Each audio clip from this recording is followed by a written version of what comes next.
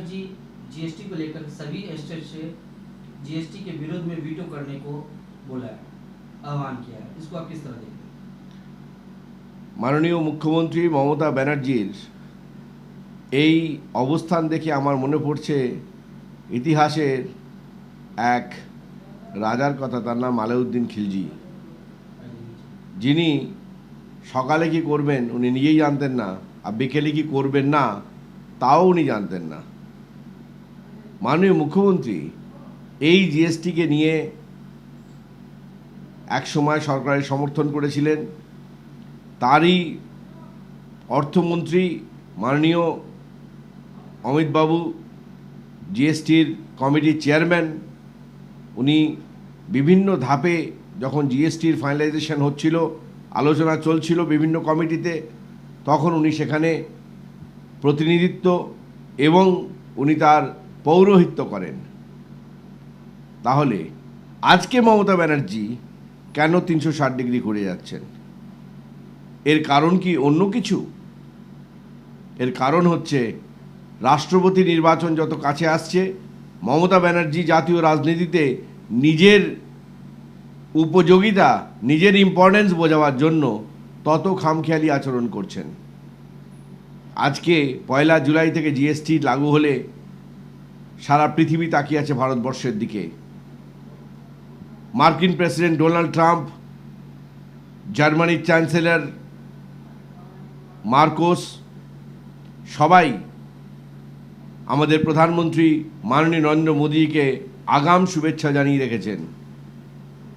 সেই পরিস্থিতিতে আজকে দেশের চতুর্থ বৃহত্তম দল হিসাবে মাননীয় মুখ্যমন্ত্রী কি করে বলছেন যে জিএসটি উনি লাগু হতে দেবেন না? এর পেছনে রাজনৈতিক অভিসন্ধি রয়েছে। সে নারদা সারদাও হতে পারে, সে রাষ্ট্রপতি নির্বাচনের আগে নিজের ইম্পর্টেন্স যেন ওনার পছন্দ মতো লোক রাষ্ট্রপতি হয় তার জন্য প্রয়োজনীয় রাজনৈতিক চাপ হতে পারে। কিন্তু যাই হোক, এতে কিন্তু বাংলার দুর্নাম হচ্ছে। তাই বাংলার মানুষ যেন আজকে দেখেন যে নিজের রাজনৈতিক অভিসন্ধিকে উনি ফলপ্রসূ করার জন্য বাংলার সুনামটাও কিন্তু বিসর্জন দিতে পিছপা হচ্ছেন না। বাংলার মানুষ তার জবাব দেবে আগামী পঞ্চায়েত থেকে শুরু করে লোকসভা থেকে শুরু করে 2021 বিধানসভার ভোটে। कहेंगे ममता बनर्जी को 1 जुलाई से लागू हो रहा, उससे भी तकलीफ है, वहाँ भी कंप्लेन है इनका, जीएसटी के टैक्स स्लैब है उसमें भी इनकी सुधार चाहते हैं, इसको आप क्या कहेंगे? মাননীয় মুখ্যমন্ত্রীর এই রাজনৈতিক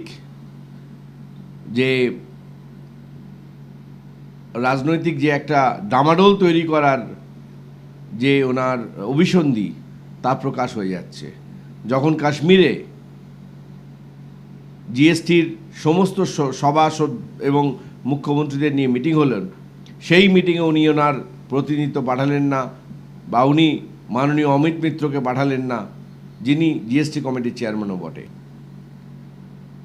যদি ওনার বিভিন্ন স্ল্যাব নিয়ে কোনো বক্তব্য থাকতো তাহলে সমস্ত রাজ্যের সামনে আলাপ আলোচনার মাধ্যমে সব কিছু মিটিয়ে ফেলতে পারলেন।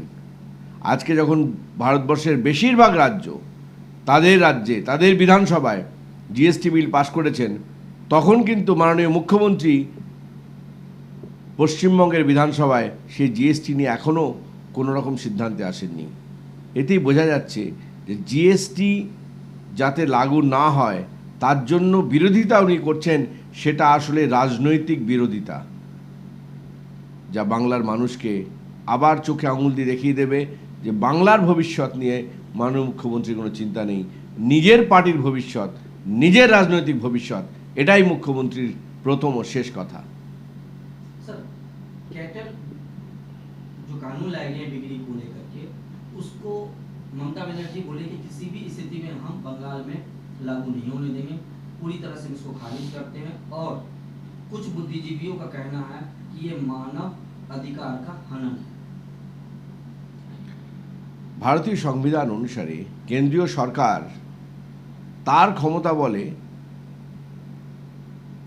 যে পুরনো পশু সংরক্ষণ বিল ছিলেন এবং তার বিলের যে সুপ্রিম কোর্টের যে অর্ডার হয়েছে বিলের ওপরে, তার বেসিসেই কিন্তু এই সার্কুলারটি আনা হয়েছে। এই সার্কুলারটা সম্ভবত কেউ পড়েও দেখেননি যে সার্কুলারটা কেন আনা হয়েছে, কিন্তু তুষ্টিকরণের রাজনীতি করতে গিয়ে মাননীয় মুখ্যমন্ত্রী এটার বিরোধিতার রাস্তায় হাঁটছেন। আর মাননীয় মুখ্যমন্ত্রীর যারা পোষা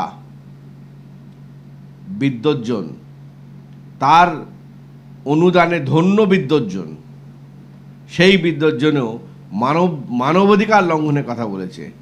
আগে পশুর অধিকার রক্ষিত হোক, তারপর তো মানবিকতার লঙ্ঘনের ব্যাপার হবে। যে রাষ্ট্র, যে দেশ, যে রাজ্য পশুর অধিকার রাখতে পারে না, তারা আবার মানবাধিকারের কথা বলছে। আবার সেই দ্বিচারিতা রাজনীতির প্রতিটা পংক্তিতে প্রকট হয়ে উঠছে। বাংলার মানুষ দেখছে। আগামী দিনে বাংলার মানুষ তার জবাব দেবে ব্যালট বক্সে।